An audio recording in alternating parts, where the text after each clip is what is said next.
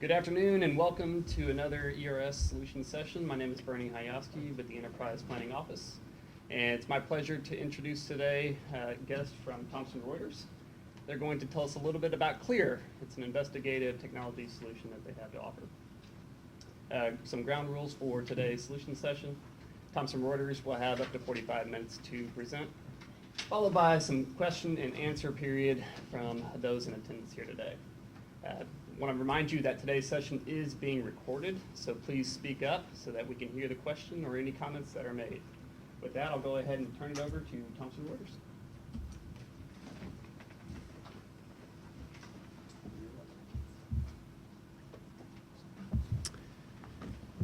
Thank you, Bernie. My name is Brian Miller. I'm the regional manager for Thomson Reuters CLEAR for the Southeast. With me today presenting is Vindhya Ganhewa. She is our solutions specialist based here in Austin. And Brandon Campbell, who is our business development representative based in North Texas. So as Bernie said, we're going to focus on how CLEAR can support the employees' retirement system of Texas. And so just a brief little commercial about Thomson Reuters.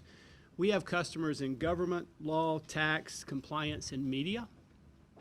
Obviously, we're going to focus our presentation on government, specifically employment retirement systems, large employment retirement systems. Thomson Reuters is a multinational company. We have customers in 100 countries, and we have 45,000 employees worldwide. So we're really going to focus this presentation on how we can help your agency combat fraud, waste, and abuse. And we know that fraud is a pervasive problem for government agencies, but especially for those responsible for distributing funds. In our current environment, we see several areas of risk. With unreputable businesses presenting themselves as fund management firms, how do you know that they are who they say they are? How do you know that they're reputable? Do you have the necessary insights into their businesses, whether they're based in the United States or abroad? We can help there. Identity theft is constantly on the rise. Contributing to the problem is the theft of Social Security numbers and other personal identifiable information. Each week we hear of new problems where there's been personal data that's been breached, and that exposure can help someone pose as a beneficiary to draw out funds. So we can help identify and help with that problem. And lastly, it's happening all over the country, and the bullet point up here says that in 2017 there were 25,000 reports of government benefits fraud. We don't have the data for 2018 or even this year, but with those are just the reported instances. With synthetic identity fraud with synthetic identities constantly being created, there are many more schemes that are going undetected. So we paint a picture of the risk out there, but we really came here to talk about how we can help there. So we have developed data, tools, and platforms to combat these threats, and that's going to be the heart of our presentation. So first, to share with you the tools that Thomson Reuters has developed to allow you to better understand who you are doing business with, both locally and abroad, to uncover any potential threats to your investment funds. Secondly, how we're working with agencies to scan their enrollment list to make sure that payments are never sent to anyone who's deceased or who might be incarcerated. How we are standardizing identity verification with tools that look for synthetic identities, reducing the probability of fake or fraudulent people entering your system. And then lastly, regular data hygiene updates that can help across the board. We help with that too. So with that, we're going to turn it over to the heart of the presentation and let Vindhya kind of talk a little bit about those tools. Absolutely. So just want to start with kind of a macro level of what CLEAR has available and what kind of presence we have in the markets right now, and then we'll kind of narrow down into that micro level, specifying the specific tools that we have that can help you with your fraud, waste, and abuse issues. On this CLEAR slide, really just this is an overview of our presence in the market. So we have over 100,000 users across government and corporate markets. We do have a huge share of the marketplace in the federal space, in the federal government area. One of our really key highlights, which Brandon will speak about a little bit later on, but one of the key highlights is our presence in the Federal Department of Health and Human Services, helping them to cleanse their data, helping them to assess benefits and pay out benefits to their members as well. So we'll talk a little bit about that and give you specifics about how we've come alongside and partnered with them. Other agencies include Department of Justice. We also have gone down to the state and local level as well. We are a presence at the Alabama Retirement Services Group, the Los Angeles County Retirement Services, Kansas Public Employer Benefits Group, Minnesota, Nevada, and even into Texas as well.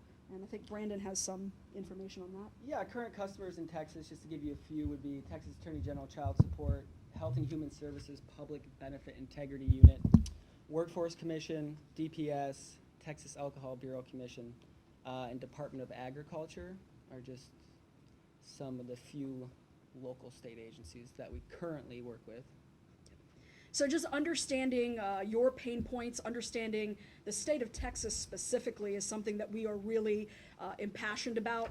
And really we do want to come alongside and become that partner for you all specifically in this government space. So the next thing I want to kind of focus on is just how would we address those challenges? What are the specific tools that we have that could come alongside and help you to validate and to verify? That's really one of our main focuses, is really to help validate identities, validate businesses, validate identities, and then to also verify, do a little bit more digging into those individuals or those companies as you have your folks who are doing the research. And doing some research before this presentation was looking at one of your main objectives, which is your fraud policy, right? So it was mentioned on your website that you all have a goal of minimizing the impact of fraud, but doing so as quickly as possible, right? To detect it and to mitigate it as early as possible. And we think that these kinds of tools can help you, we can come alongside to help you to detect that fraud as quickly as possible, to stop it from going further into the process. So you can see here on this slide, we talk about investigations, understanding the risks that are associated with the individuals or the entities that you do business with, that you connect with, the consumers that you represent. We also want to identify. We want to make sure that you're able to, with these synthetic identities, with these instances of identity theft, we want to make sure that you're able to verify and identify the individuals are who they say they are, that those businesses are who they say they are. We also want to do a location information as well. In terms of further validating the data, we want to make sure that we are providing you with accurate, timely, and current data. What is the most recent information? How can we get you the freshest data that's available? So you'll see that as we move along and I speak a little bit more about our interfaces, we're focused on the best content. We're also focused on getting you that content in an easy to use manner, easy interface, easy searching options for that data as well. Data and technology, that's really what we're all about. I'm going to go ahead and now that we've kind of identified the general overviews, I want to talk specifically about some of the specific tools that we have available to you in terms of understanding the risk, in terms of generally finding out, is a person or a business a valid entity, and do they have any red flags, instances of fraud, instances of criminal records, instances of bankruptcies or liens or judgments. And that is encapsulated in our product called Clear Risk Inform, which will allow you to enter in a entity and get a basic background overview of all of the negative indicators that might be associated with that entity. Another source in terms of identifying and validating entities is what we call our Clear ID Confirm and our batch products. So the Clear ID Confirm, right in the title itself, being able to go in and identify individuals, make sure that people are not using other people's credentials, social security numbers, identities, validating those individuals right at the beginning, and then the ability to do so at a macro and a micro level. Having your folks, your investigators, be able to enter in manual searches, but also if you have a large amount of individuals that need to be processed, that's what our batch services can do. We have the ability to upload thousands of rows of data and very quickly and easily get a printout with location, background, and risk indicators. The location address verification, not only do we have that in both the micro and the macro level with individual searchers or the batch services, but we want to help you to also be able to monitor people into the future. So, okay, they look like a valid ID, or they don't have risks today when we look at them. But what happens in a week? What happens in a month? What happens a year down the road? Can we continue to monitor for negative indicators or signs of changes within those entities, either people or businesses? So doing that due diligence on, for example, your fund managers with your investment group. Are they legitimate businesses, and into the future, do they continue to be above board entities? In terms of reducing payments to people who are dead or incarcerated or passed away or incarcerated, can we use this continuing monitoring to, again, make sure that those individuals who are who they say they are, and that we are informed of any changes that might happen, identity theft as well. Did you have anything to add there? Well, I think you hit on it. The one thing I want to just put out there is we do have also a database, WorldCheck, which encompasses international territories and jurisdictions, and it's a huge asset for financial improprieties regarding individuals, businesses they've ever had, and federal investigations from other countries into them for certain things will get that information. So it's not only here, it's not only individuals, it's businesses, vendors, and international information as well. So one question that often gets asked is, why Clear? With all the suite of tools that are out there in the marketplace, why come to this specific product? So I wanted to highlight some of our unique advantages, things that set us apart from some of the other vendors that might be in the space. One of the big focuses of our company is to provide data and technology that is current, that is timely. And so when your users access our system, they are going to have access to the most real-time data.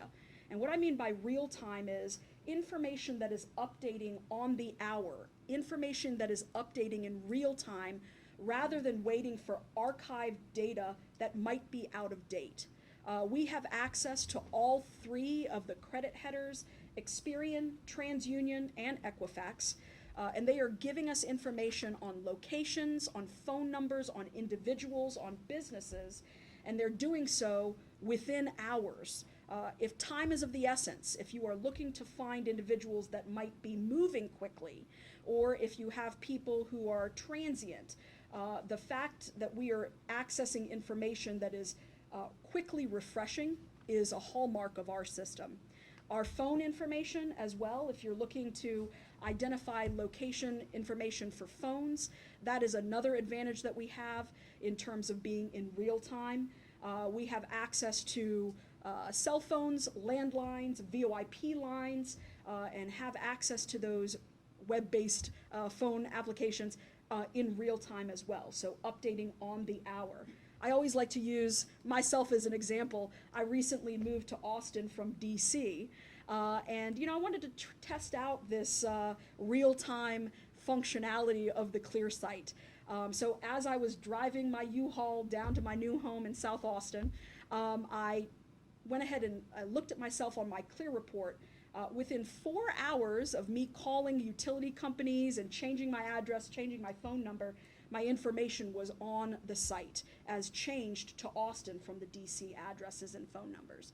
So again, if time is of the essence, that is another hallmark of our system where we are getting information that's quickly and succinctly refreshed on our system. Another hallmark of our system is our accuracy. We are only as good as the data that we provide. And so we want to provide your users with the transparency of where is the information coming from. Not just that we got a phone number from a cell phone provider, not just that we got a criminal record from a local law enforcement agency, but where is that content coming from? Has it been vetted? Has it been identified? And can we dig deeper into that information? So, with the phone data, with the credit headers, and some of our other non-traditional public sources, public record sources that we're bringing in, we are able to have your users validate and verify where the information is coming from, where those connections are happening. Lastly, we do want the information to be connected. So we want to provide your users with a streamlined interface that will allow them to increase the efficiency of their investigations, to do more with the time that they have. So what you're going to see is there are a lot of tools that are built into the platform that allow for that deeper analysis without a lot of extra manpower or extra work. We have linkage, we have quick analysis tools that allow us to really help your users to speak to their bottom line, closing cases faster, making sure that the information is accurate, and kind of synergizing their efficiency of their investigations. And so that's what this slide really speaks to.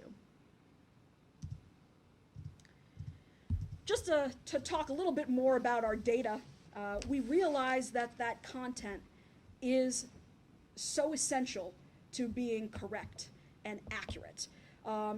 Do we have those folks who might have a changed record as of last night, right? Do we have a claimant who might have been convicted of a fraud charge yesterday that we need to know about today as we run them? Do we need to know whether a business is valid based off of where their base of operations are? If we're looking at a company and they don't have a valid address, might be an indicator that we need to look closer. So being able to pull that information for those businesses, for those individuals, is something that we really kind of want to hammer home with the content that we offer. We also want to reach past regular public records. And so what you will see on our system is that we have extended out into areas that we call non-traditional sources, utilizing the web, utilizing social media, utilizing blog posts and message boards and non-traditional sources of information to, again, bring in information that can help you to validate and verify. So not only are you going to see that public records information, we're also going to be able to kind of extrapolate out into other areas to help you to validate and verify your entities. This is a very dense slide, so I'll break it down for you very quickly. These are the specific products that I spoke to you about a few slides earlier. Clear ID Confirm, like we mentioned, really is a person who they say they are. We want to verify their identification. We're using all of our public resources, public records resources, to validate and make sure that that ID is not synthetic. And I'll show you a slide here in a moment that speaks about what does synthetic ID mean. Is it just identity theft? Actually, it's not.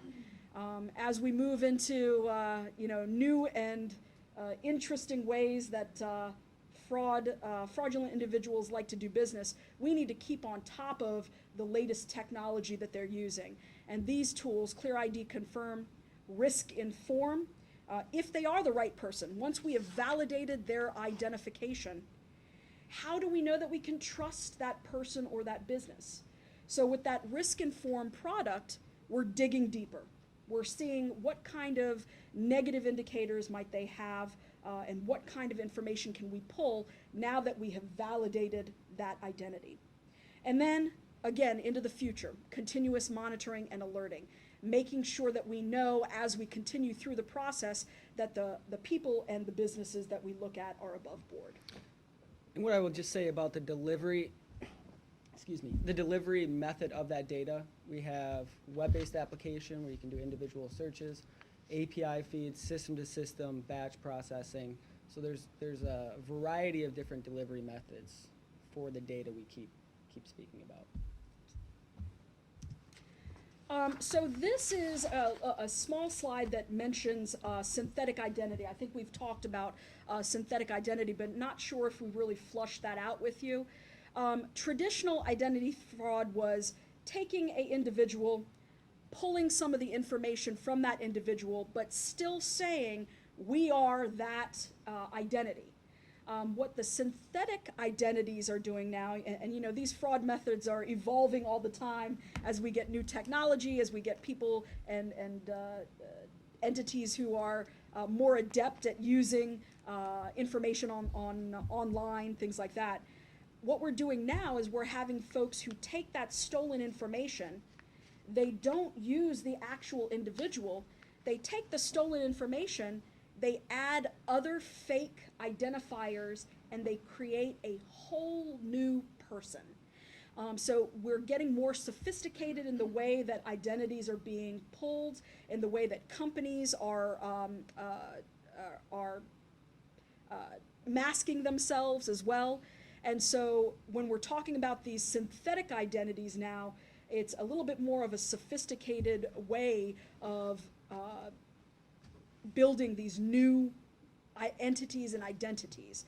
And so you'll see that as we go into the actual systems itself, and when your users are actually using our information, it is about pulling apart those pieces of information on the surface to dig down to see if we can uncover where those synthetic connections are happening as well.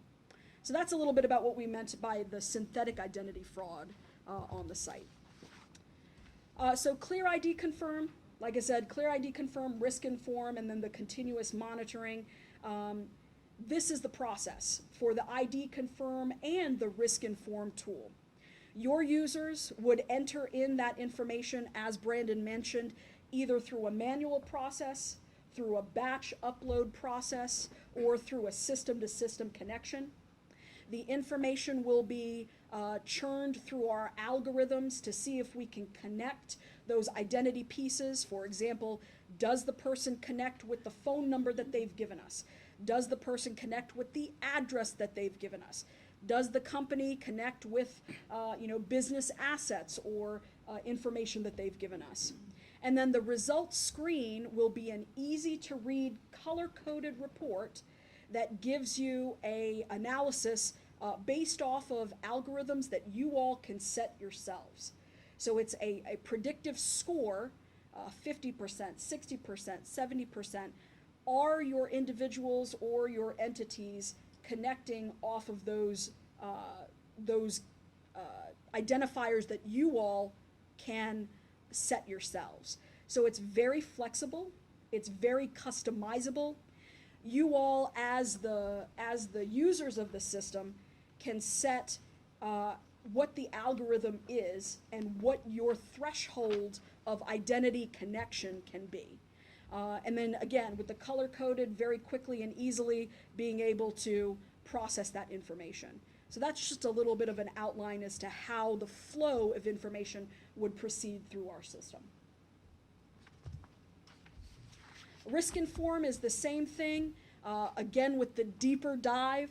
Now that we have identified them through the ID Confirm, let's dig a little deeper and find out a little bit more about those individuals and those businesses. Calculated risk scores, ones that again are customizable by your users themselves. We can also separate, do a range, low-risk individuals or companies all the way to high-risk individuals or companies, and give you that parameter to see how they fall on the spectrum. Automated risk analysis that basically prevents any kind of inaccurate or missing information, so that you're streamlining the process and getting that data very quickly and easily. Configurable definitions go to that calculated risk score, and then again, continuous processes to keep you apprised of any changes that might be available. Some of the unique sources that we have, specific unique sources that are feeding into the interface. One that has been very helpful to some of the other retirement services clients that we partner with are death records. We have Social Security Administration death records, we have state death records, but our parent company is Thomson Reuters. And if you know Reuters to be the news organization, we know that there are gaps in some of those death records at the state and federal level. So what we have done is we have added in, via our news records, obituary information, so that if a death is not reported to a state agency or to the federal agency, we have other ways to verify that a person has passed away.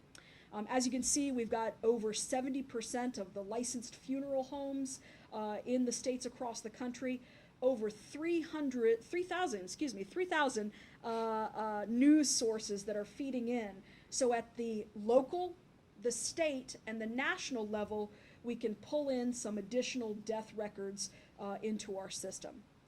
Like I mentioned before, outside of our public records information, we also want to give you those web analytical tools, so that if you do need to scrape across social media or any kind of websites to get more data on individuals, if they are not reported to actual agencies, we want to pull in those data sources as well. So you will see a lot of web-based information as well as the public records working in conjunction with each other. And I'll turn it over to Brandon to tell you a little bit about one of our success stories with CMS. Yeah, thank you, Vindia. You've heard about the data and the power of combating fraud, waste, and abuse. We just wanted to give you a real-life example and show you the power of what CLEAR is able to do. Some of you in the room may know an individual or family friend that's received a new Medicare card from the federal government. And what we're going to tell you about is the why. So why that happened. So the United States Health and Human Service Centers for Medicare and Medicaid identified a problem. Their old Medicare card had Social Security numbers on them. 60 million individuals walking around with their Social Security number on their cards. The solution was to issue 60 million new Medicare and Medicaid cards. Their concerns, obviously, being around fraud, data hygiene. We want to make sure we mail this new card to the right address. We get the right person. That person is still eligible, is still around, that sort of thing. So what they decided is run a pilot with everybody that can provide the type of information you're hearing about. 5,000 names, and Clear ID Confirm, which Vindia has spoken quite a bit about, came back with the highest hit rate for address information, least amount of cost. Now, whether that's address information, identifying that identity, and also included death records as well to make sure those are still viable benefits.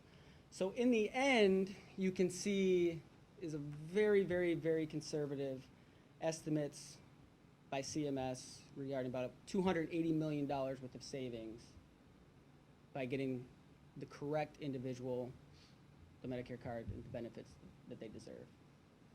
So that's just to highlight kind of the power and a real-life example of what CLEAR is able to do. The last part of the data we'll speak about, you've heard Vindia talk about arrest records, conviction records, booking information. We have real-time incarceration arrest records database that covers, as you can see, 140 million records. It's real-time arrest information. So basically, we're notified within 15 minutes of an hour of a booking event. Covers 80% of the incarcerations in the United States, 92% of the incarcerations in Texas specifically, 100% in Oklahoma and surrounding states. 18 million mugshots, obviously that's going up daily because people are continuing to get arrested. And you can see adding more than 1 million records per month. Just we talk about how many agencies we serve around the country. This is just it's a map to show you kind of the coverage that we have there. Orange and white, UT colors. And in closing, one, thank you for taking your time coming out here and listening to us. Two, our goal was to show compelling information on how CLEAR is able to combat fraud, waste, and abuse. We heard Vindia speak about the 5 agencies, public employee retirement agencies that we help do this currently. And hopefully we've showed you enough to get more information as far as a demonstration or showing you exactly how the specific products maybe can fit your workflow better and go from there. So I appreciate your time. I think we're good and we're open up to questions. Okay, all right. So we'll now transition to the Q&A portion of the session today. We've got plenty of time for questions, and I'll go ahead, if you don't mind, I'll go ahead and ask the first one. You mentioned during the presentation access to real-time data. So data is being continuously fed into your systems, and then it's available to the customer base. Familiar with a lot of the traditional sources of the data, but you mentioned something about non-traditional sources like web posts, blogs, maybe even social media. How do you verify the quality of the information that's available from some of those non-traditional sources before making it available to your customers? Absolutely. I think there's 2 ways.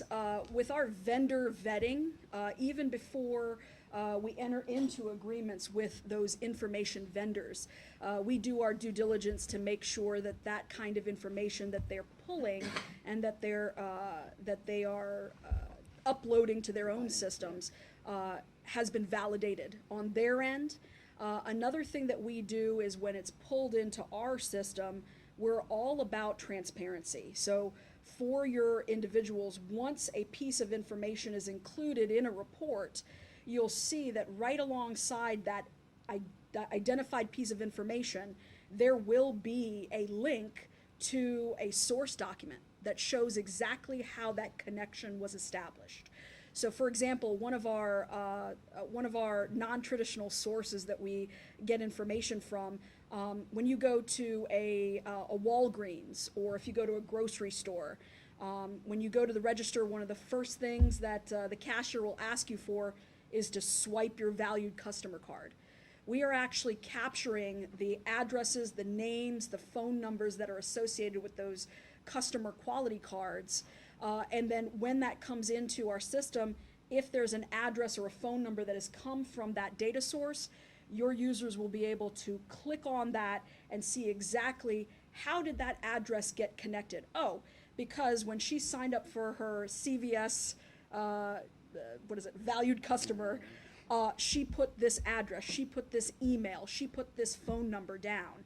So trying to make sure that the vendors that we connect with are on the up and up and validated, and then being able to provide that transparency as the information comes into the system so that your users are not going down a rabbit hole with inaccurate data. And if I could just say one other thing too, at the bottom of the CLEAR screen, it says Improve CLEAR.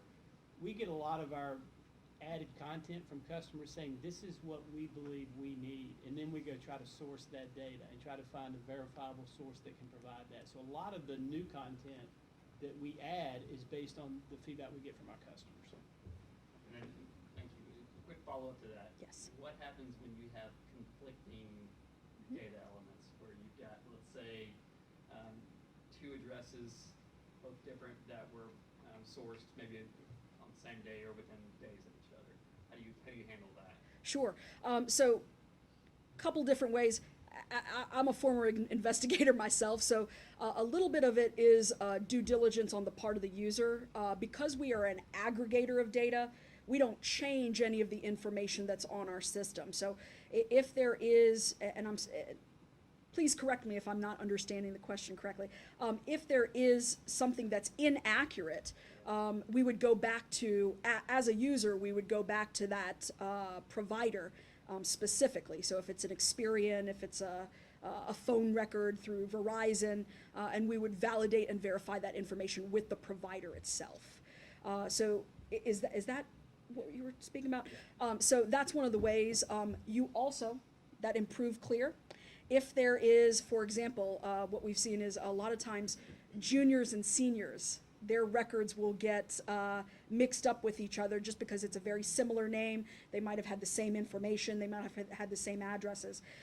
When that happens, we can also be proactive and we can be reactive. So the reactive way that we can fix that is have the users use that improved clear, talk to their team as well, and we can go in and ask our product development team to interface with the providers to unpin those records so it's not continuing to be invalid data. Yes, ma'am. I have a question about your death records. Yes, ma'am. Comments that you made, and, combining all the information to know that somebody is deceased is one thing, but are you capturing, or does your system capture cause of death? At this point, so When the available. question was, does our system actually provide the underlying cause of death information? And let me clarify that. Yes. Mainly because, for example, in the health insurance world, you understand, what diagnoses are and all these things, but when it comes time to somebody who's deceased, we really never know what they died from. And Right. I'm just wondering if this information, like counties sometimes will show cause of death on death certificates as public information. I didn't know if your system captures that. That's an excellent question. As a former user, I have not seen a lot of cause of death information. Now, I would have to check with our product development team to see if that is a field that is available, so that if there are records and there are counties or agencies that are recording that information, are we getting that? Right now, I have haven't not seen seen it. I have not seen cause of death as one of our fields. But like I said, I'm going to actually write that down and ask our product development team about that. Other questions? Jeff? Assume that ERS is hiring an individual for a sensitive position here, and we check the DPS records, and find no criminal activity there. But we know the person had moved here from, let's just say, Illinois or somewhere else. We check with your system, what would we find out? So I'm going to let you go ahead and talk to Okay, that. it's a really good question. You might be able to Assume find the out, person- Assume the person has a criminal record in Illinois. right, Clear would show that, but it's not a permissible use. Meaning that we're not what's called FCRA compliant, our tool. So there's a credentialing process that you go through as a new user, and Clear cannot be used for that purpose Even if it was something that was reported in a newspaper. Correct?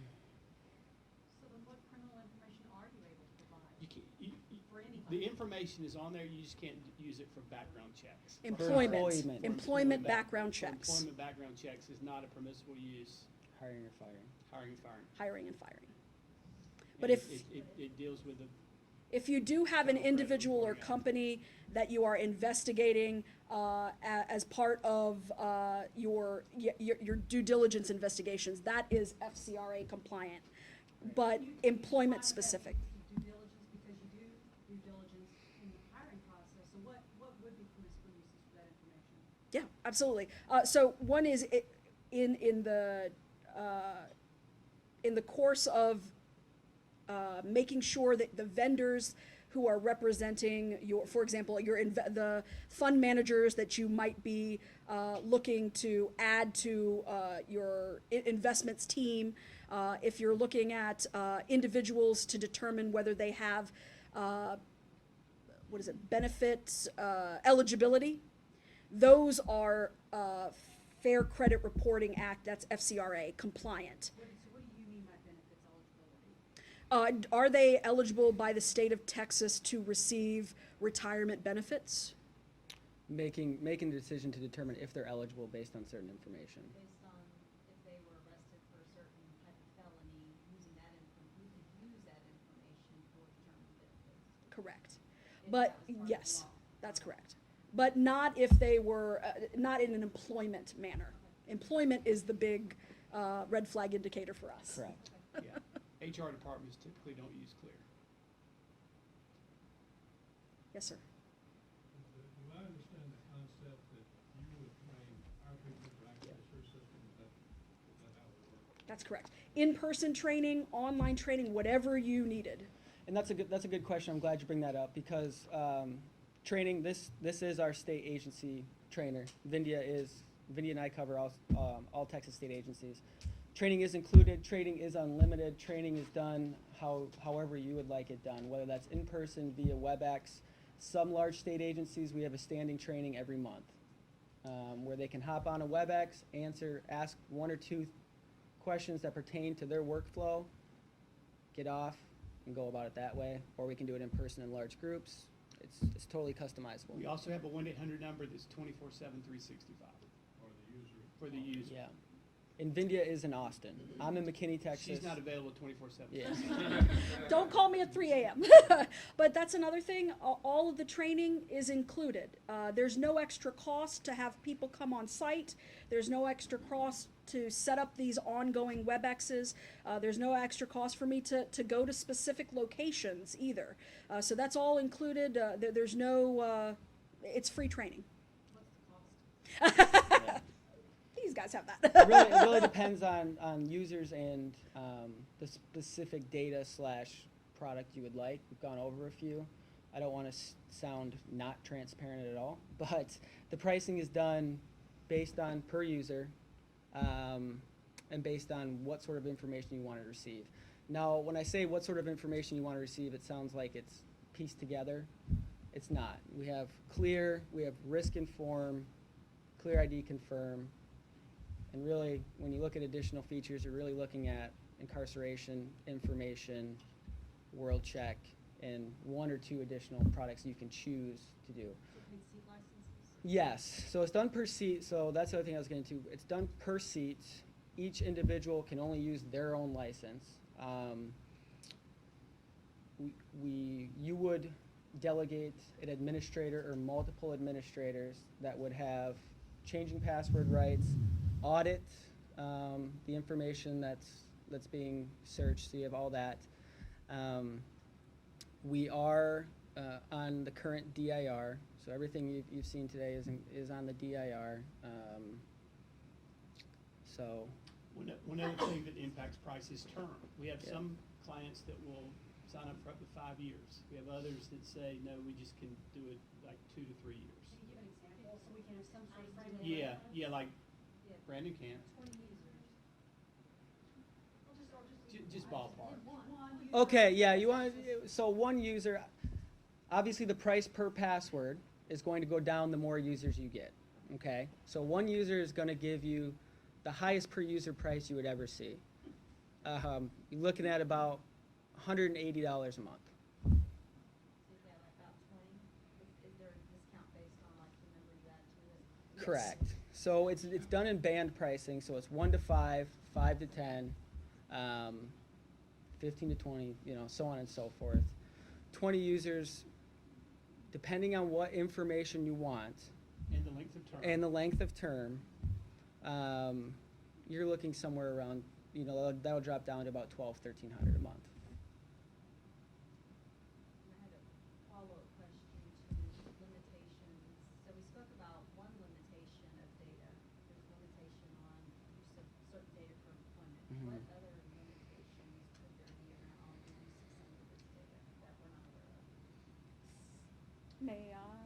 Yeah. No, yeah, please. So, again, to be FCRA, Fair Credit Reporting Act compliant, we don't have any financial records. So no bank statements. We do get the credit header information, but we wouldn't be able to give a credit score. We wouldn't be able to tell you exactly what credit cards a person has, bank accounts, investment accounts, things like that. That is still considered a part of the FCRA, and so we don't have the bandwidth to give you that kind of information. So that's the big one that people ask about a lot is can we look at people's financials? If it's not a mortgage record or something that's out in the public sphere, we wouldn't have access to that. Gathering public data is basically what you're doing. You're basically gathering public data. Public records. Yeah, public and proprietary. And proprietary. Some of the, like for example, the swipe cards or the web analytics, that's not easily available to the public, Vehicle but service those are records. through our agreements with our vendors. And to, On the flip side of that is we receive the data, now we want to take an action based on that data. Are there limitations like that that we're not aware of? So we can't use arrest records for hiring or termination actions.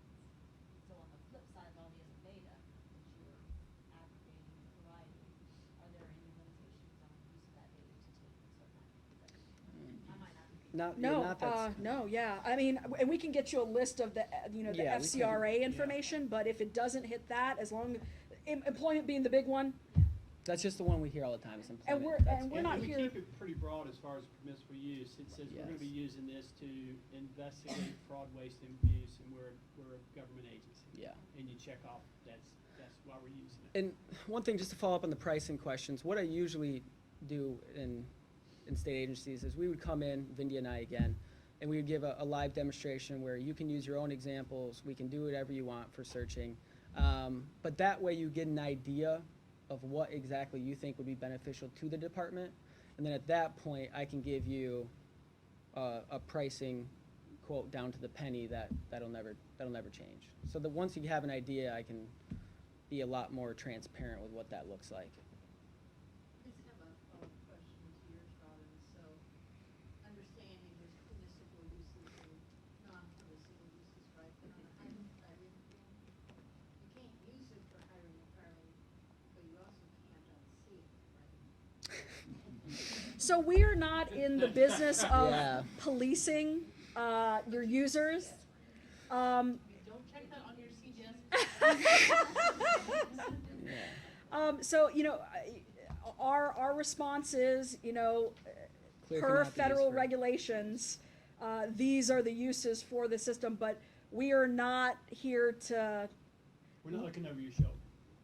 No, I get that. I'm Yeah. just saying that there's always some characteristics that Right. you can see. Correct. whether you, Correct.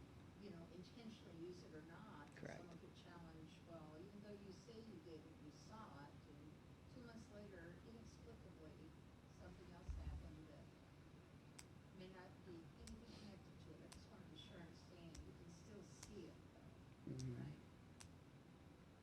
Yes. You mentioned death records. Do you have birth records and divorce records? We do for certain jurisdictions. So we are not all 50 states for marriage and divorce and vital records. We do have certain jurisdictions, and we can get you a list of what we have. And it's actually available on the site. So if you have a user who wanted to know, hey, I know that the person I'm looking for was married in,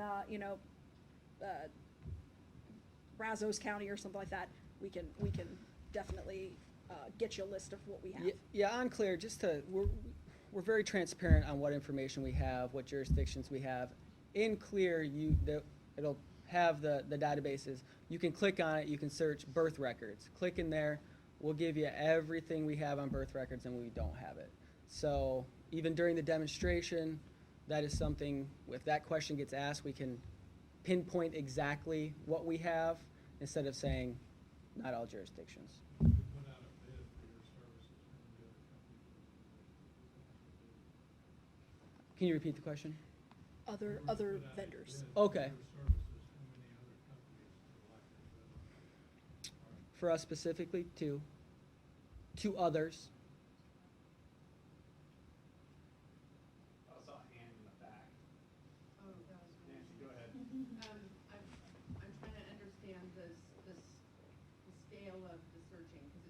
like one person sits down at their computer and says, I would like to know about this person on my piece of paper, let me look and see what I can find. But your example at CMS was Yeah, like 60 correct. million checks. Correct. So, Good question. So data delivery. What we see on a per user, when we talk about seat licenses and per user, we see as a web-based application. You sign into clear.thomsonreuters.com and you're doing searching, right? The other side of that we see is we want to run 104,000 people a month for death records. That would be a batch delivered through Clear, and we would kind of walk you through that. But so the delivery systems can be through a web-based application, both per user and batch, and also available would be like an API feed or a system-to-system where that's delivered, that batch is delivered into your so out of databases. curiosity, if we said we wanted a batch feed on the number of deaths, or on deaths in Texas, Mm-hmm. are you gonna give us everybody who died in Texas that month, and we'll check that against our member records, or you're wanting us to load up our information? Correct. We're going to deliver the information. We're not going to ask. Well, I mean, we need the name, but we're not going to ask for that. We're going to push the information to you, and then you can kind of cross-reference against, I guess, whatever you would use. And that's a different fee structure. Yeah. Death. I don't expect you to have it up. Yeah, but death. Different Yeah, but I fees. can explain it. Batch is done per input. Okay. Something like death records. Cheap compared to something like adverse filings. We want to know everybody in the state of Texas has ever filed a bankruptcy, right? That can get a little up there. Death records are one of our least cost batch. So that's not included in the user fee. That's Correct. So the per seat license is to access the Clear system, and that Clear system again contains all real-time information. The only person that can provide all three credit bureaus real-time phone information, the proprietary information for stuff like vehicle service records to hopefully get some more information there. Unlimited usage. Unlimited so you never usage. have to worry about, is there going to be an extra charge? And so it encompasses what we speak about today. I should stop and say the only additional features that we've kind of discussed today, everything is done, whether it's Clear ID Confirm, Risk Inform, Clear for Government Fraud, all three of those are done in per seat licensing, right? The only additional features that would drive the monthly cost up would be real-time incarceration and arrest records, which is that updated every 15 minutes to an hour of booking events in the state. And what we specifically talked about today would be World Check. So World Check, that international database, mostly dealing with financial fraud, Politically exposed. politically individuals. exposed individuals, would be. OFAC sanctions. And then how much would something like that, because it depends on the number of records we're running against? Correct. So it would depend on what, you said death match, right? Okay. What, the volume What is and, the cost? and the frequency. Off the top of my head, death match probably between 1 and 2 cents an input. Per input. Yeah, per record, sorry, yes. So per record, so, but that would be a batch delivered to you. If reference is there, then you make the changes. I think to clarify, what you were asking, if we wanted to look up an individual, Mhm. get a death record, we could. then Correct. officially- Correct. I So, thought I heard something. yes, so all that, like I said, all the information we've spoken about today is included in that search. If you have 100,000 people that you want running it every month, we're gonna push it out with a batch delivery method. Got about 5 more minutes. Any other questions? Going once? Right. Okay. I'm sorry, for the examples you provided, Can you speak up just a little bit? the types of reports that you mentioned as examples of what you provide, death records, bankruptcies, tracking change of location or addresses, criminal records. Is there a way we can get a full list of those types of reports? Absolutely, yep. We can get you a full directory of our sources. An example might be someone's employment change. Yes. Work affiliations, So yes. we have work affiliations information that is reported by multiple sources. Some of it is self-reported, but then we also do pull from if a company has to provide SEC filings or UCC lien information, things like that, and they report. We've also got Dun & Bradstreet information feeding in. Experian business information feeding in Credit to reports. identify credit reports. For businesses, vendors. So if you're looking to connect individuals to business entities, we've got a wide variety of sources that can do that. We also have company searches that can show you parent subsidiary structure and then the associated individuals that are connected to parent versus subsidiaries and Shareholder, associated stakeholder, companies. One last question. Sure. It's okay. So, kind of following up on that question, you are the aggregator of data, right? You're not verifying the accuracy of the data, so we know that even with all those resources, it may or may not be accurate, but this kind of goes back to the CMS example. You said you had the highest accuracy Mhm. rate for all those 60. Mhm. What was that accuracy rate? Oh, goodness. It was this high 90s. Yeah, it was in the I'm hesitant. I don't want to tell you the wrong thing to make us sound better, Is but it in that case? no, I didn't see it, but it was high 90s, and I That was basically address information only. yeah, Location. yeah. location, make sure Address, they're phone still number, yeah, and name and social. and they had the Social Security file. You know, they had access to their own information, so. That's an interesting concept, when they have their own. Well, they usually, no, this is their information. It's usually between, well, I can tell you real quick. 25 to 30% inaccurate is SSA file. We got time for one more question.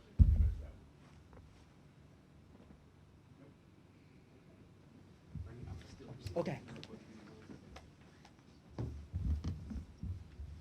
Okay, so that's all the time that we have for today's solution session. I want to thank Thomson Reuters for its presentation today. For those of you joining us in the room and also online, thanks again, and we'll see you next time.